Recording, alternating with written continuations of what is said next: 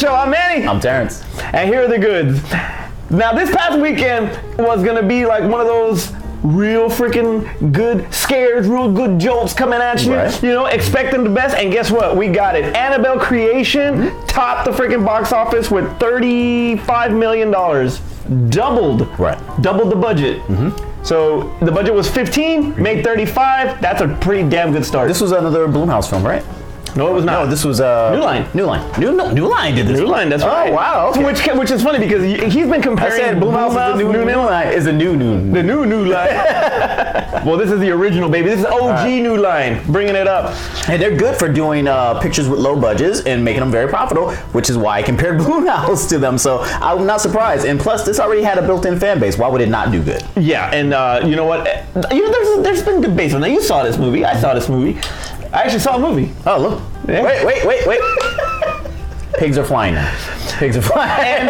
and there, a lot of people are saying that, you know, well, first of all, it's got a great Rotten Tomatoes score of 83% right now. Okay, yeah. So generally critics are loving it. Fans are liking it too. Is it the best in the Conjuring series? No. I don't think so either. No. And there's people out there that say that it is the best out of the Conjuring. It is not the best. I mean, it's a good film. I don't take anything away from it, but it's not the best. Come on. I still got Conjuring 1. Yes. I still got Conjuring. Conjuring 2 was good, but no, Conjuring 2 was good. Conjuring 1, but I mean, this was just a good film. I want to see what they do when they do their spin-offs with Valak and the Crooked Man. Oh yeah, absolutely. Number 2 was Dunkirk. Christopher Nolan still rocking it. $11 million. Not too bad. Now this was actually tax-free weekend here in Texas, so it was a shock that everybody was still coming out. But yeah, they sure did. Off movies.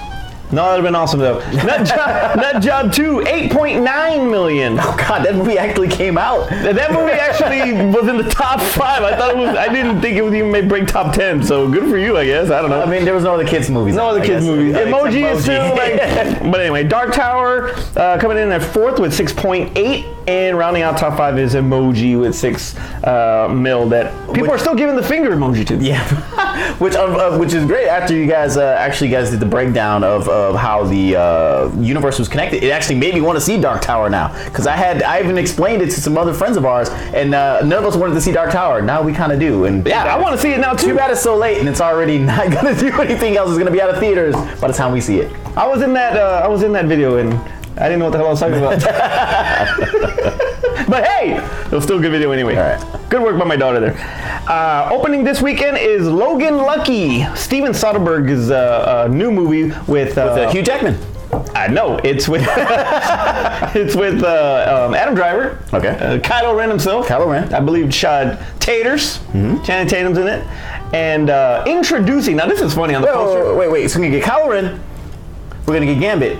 But we can't get Hugh Jackman in this film. We can't get Hugh Jackman. But we will get Bond because introducing Daniel Craig. Why would Daniel Craig be introduced? And the poster says introducing Daniel Craig. Introducing him to anything else but Bond. So yeah.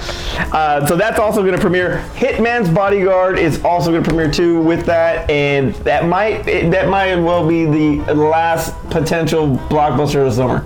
Probably. I don't think it's going to do big numbers. I think it's going to do modest. I think we may see it do what basically Annabelle did. Somewhere around 30, 35, maybe 40 if, a lot of people really want to go see it. But I don't expect it to do something huge. Ryan Reynolds films never really do that big. Deadpool is probably the biggest thing he's ever had come out. Lantern made money. We talked about that before. We talked about that before. But anyway, so I don't expect a lot out of this film, but I would expect it at least be number 1 when it comes out. You think so? Yeah. I got Annabelle holding on to number 1. We'll see. Be a bit. So David Sandberg, the director of Annabelle, is riding high. Made that, like I said, made that movie for 15 mil. Now it's at 35. That's not even including worldwide. He actually started with Lights Out. He did the movie Lights Out. He made that movie for $4 million, and that grossed $140 million. And I love Lights Out. I love Lights Out. The YouTube thing, and then I thought that they adapted it really well. Yeah. And they kept it really. It wasn't over the top. It was just. I like The Forest. I like The Forest too. I thought that was pretty good too. Yeah. Either way, the dude's got it, and he knows what he's doing when it comes to horror. So, what better franchise to revisit than Nightmare on Elm Street? Don't do this. He's interested in remaking Nightmare on Elm Street and Critters. Critters. Do Critters. Do Critters. Do Critters 2. Do Critters 3 with Leo. Bring Leo back for Critters 3. No, because I want Critters 2 back with the girl when they did Yeah, that's a good point. All right, do Critters 2. Critters 2. No, don't do Nightmare on Elm. Don't remake Nightmare on Elm Street. Look, the first one got torn apart. It had a lot of flaws, but you're starting with already, the fanboys are going to come out. People who love the franchise are going to come out. Purists for Nightmare on Elm Street and all the history and stuff behind it. There's nothing that you can do to make it better than the first one. Well, all you can do is fail. That's all you can do is fail. Or you pull a RoboCop where there was nothing wrong with the film, but nobody wants to like it because it didn't have enough violence in it. It was PG-13. So? And he had a human hand. They explain it in a movie. I don't want to hear that crap. But anyway, so the point is don't do this film. Do Critters, because nobody's remade Critters. They just made a bunch of crap sequels, except for 2. Remake that one. It would be fresh. On 2. Remake on 2. Remake that one. So that way it's something fresh, and a lot of the audience didn't grow up watching Critters. Nobody knows about it. It'd be a new franchise for them. Do that one. Okay, first of all, you think about the 2010 remake, and it had a lot of flaws. There was a lot of flaws. There was a lot of flaws. You're absolutely right. Some parts were even shot for shot. I did not like that. If supposedly this is not, if the idea serves right, is that for him is that he is not going to remake it like that, but more like kind of like a reboot, reintroduction with everything that has passed, because as Krueger said, I am eternal, right? And taking it to a different. So Krueger's time traveling now. No. Just taking it to a different direction. Okay. Taking him back to the boogeyman roots. Right. Now think about the same kind of supernatural that worked for Lights Out, that worked for Annabelle. That same kind of supernatural, because he's an entity, he's a ghost. He's so who's to say? And I say that a lot, but who's to say that he can't pull that off with Krueger as being the focal point of being that supernatural entity? I think it would be awesome. So you still be saying that they would be restarting it over with the lore existing. Okay, so the same rules apply for Krueger and stuff everything like that. Already happened. And if he does what he did in Lights Out, where he had a major rule, only could be in the dark, would disappear when the lights on. He did a great job at Lights Out in playing with the rules and how they could be bent and how you could work around and still be believable in that type of setting. So I would love to see what he would do with how trying to set up the rules for the dream slasher as it stands. But I just don't think this is not the franchise that you want to get into. Look, they would give you complete control over Critters. You get Nightmare on Elm Street, New Line still has control of that, right? Yes. Yeah, I mean, it's their property. They're gonna want to have some say in what you do with it. True, but and plus it's still a money-making franchise. It's like they still sell merchandise. That's what I'm talking about. A Critter. That's what I'm talking about. That's why I think it would actually work if this guy actually did it. Judging from if it comes back as yes, merchandising would sell again, but reintroducing it as an entity again. We're 7 years off the bad one. Perfect. We're 7 years. Look, people already got fatigue from Spider-Man. They're gonna get fatigue from Nightmare on Elm Street. Don't do this. Well, do Critters. Let's go. Well, give me my Critters too. He is pretty busy. He's making more with less. So he's a very sought out director right now. He's going to be doing Shazam pretty soon. So his plate is full. Yeah. But if he's working side by side with New Line, I think that would be the way to go. He has the best freaking chance, to make Krueger scary again. Okay. Or he could Rob Zombie it. No, please don't ever Rob Zombie anything. So in comic news, it's pretty tragic.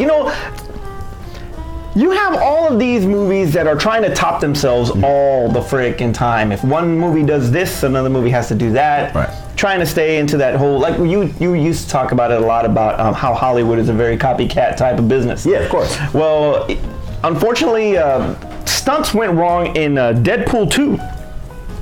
And stunt performer was killed on the set of Deadpool 2, and it has halted the production of the entire shoot. I mean, of course. I mean, something that you don't want to be like, move them out the way, not worry about how it affected the cast, the crew, their family. It's like you want to take a minute, let things, people grieve. And then before you just jump back in to continue to shoot a film, just because you have the schedule to keep, there's lives. And it's, you have to work. Yeah, and I think you're absolutely right. And it's a lot more serious. But that is a hell of a lot more serious, especially when there's a fatality, an accident, and all that. Mm-hmm. Going back to The Crow. Yeah. That's the first thing I thought about. Brandon Lee dying from the gunshot, and then before that, Vic Morrow. He was the actor that died from the Twilight Zone, and John Landis still deals with that every now and again because of that whole thing. So, how do you think this is going to affect the outcome of Deadpool 2 now? I don't think it's going to affect the outcome. I mean, I'm not to make to like devalue it or anything. I was like, it was a stunt performer, so I mean, it's not somebody integral to the actual movie itself. But like I said, there will be a grieving period. I mean, the release date might get pushed back. Maybe you'll get your early in the year or late in the year release date, but I hope they don't say, okay, we're going to take time off and then try to rush the film just to make the original release date, that they just push it off. We're all going to go see it. Nothing's going to stop us from seeing this film. It has no context as far as the story and whatever else that they were going to do in the film. Unfortunately, somebody else will fill in for that particular stunt performer, and life will go on, especially in this movie's case. It looks like she was performing a motorcycle stunt, probably for Domino, for Zazie Beetz. That actually might get cut out of the film. Possibly. And I think that out of respect for her, I think you shouldn't use it. But then there's a double-sided, it's like finish what you started type. I mean, they still finished The Crow, even though I think that's up to, honestly, I think they still finished Game of Death. I think it's up to the family that whether or not she should. She was a definitely. Maybe they don't use her scenes, or they do a different scene that doesn't involve that motorcycle, or whatever the case may be. Whatever they agree to, it. Like I said, I don't think ultimately it's really going to affect the movie. It is just something they're going to have to deal with, and they will move past it. The family will be able to grieve and move past it, and so will the film. And she was a professional in this field, and she has some in her belt. Her name is Joy Harris. Did I say that right, Aspen?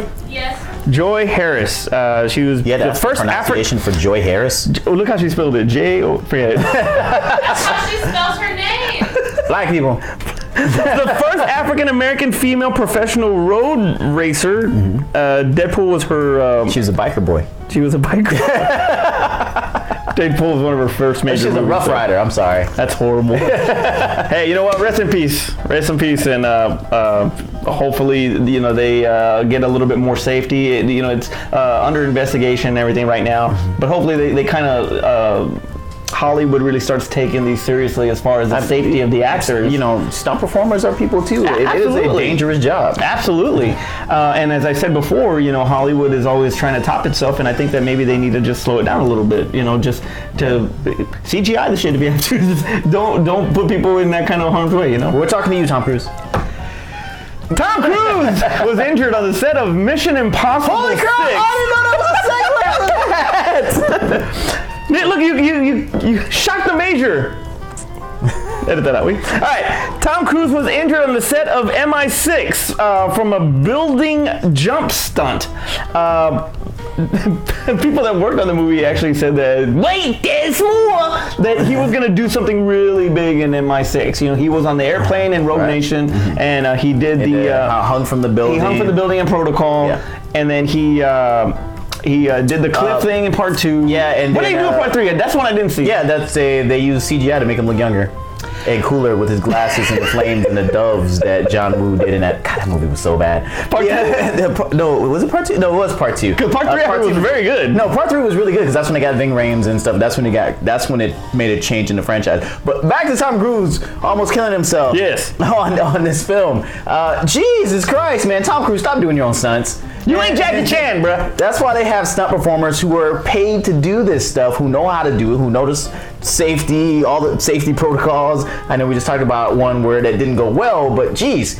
That's why they have professionals to do this. You don't have to keep putting yourself in harm's way just because you want to make it real. He even did his own stunts in stupid The Mummy, which we got to see like a little bit, and didn't even matter if it was a real stunt or not. When they had the building collapse, they actually did that. There was a real building that he got to stand on while they collapsed the building, him on it in the harness and stuff like that. Dude, this is not necessary. I'm not going to see these movies because of what stunt you do in the film. I'm going to see these movies because I want to see how good CGI has gotten that still makes me think that you look like you're 20 and have rippling muscles when I know you're like 137 years old? He's a stat, bro. He's a stat. He's a stat. He never ages. Production is down for 4 months. He got broken bones in his ankle. Now, this movie was supposed to start June 2018. Because of all this, it might move to Christmas 2018. I don't think that's a bad date. The Christmas? Yeah. Yeah, well, the thing was that Christmas, they have to deal with Mary Poppins, they have to deal with Aquaman, there's Have to deal with all the other films that come out in summer, too. In June 2018, it really didn't have any solid competition, so that's probably the thing that's going to hurt it right now. Thanksgiving, then. What? Thanksgiving. Maybe, and that would have been a good one for that time, too. I mean, I think Protocol was around that time, too, so... Either way, yes, you're right. Tom Cruise does need to Tom Cruise, you're not Jackie Chan. Give it up. You're not Jackie Chan. You know what's funny about all this? You know who benefits from all this? The insurance company. Them two. Henry Cavill. Because we stopped talking about his mustache. No, because now he can go shoot Justice League. He sure can. No, because the reshoots. Oh, for 4 months he can shave and grow it back. He can do the reshoots now. You know, not to be a jerk, but it's the truth. He's probably like, yeah, I can shave, I can go do this Justice League stuff. People can stop talking about my stupid mustache and beard. What's stupid about that is that all they had to do was just say, he grew a beard in the damn casket. That's all they had to say. He grew a long hair, because he's supposed to have come back with long hair, right? He grew a beard. I even posted on one of our other videos a picture of him looking with the beard and the long hair. But he has just a mustache, though. You freaking put some makeup and put a beard on him. That is it. You don't have to worry about the mustache. That is absolutely it. I was so mad that they made a big thing about this stupid mustache and they're gonna spend all this money to CGI it out.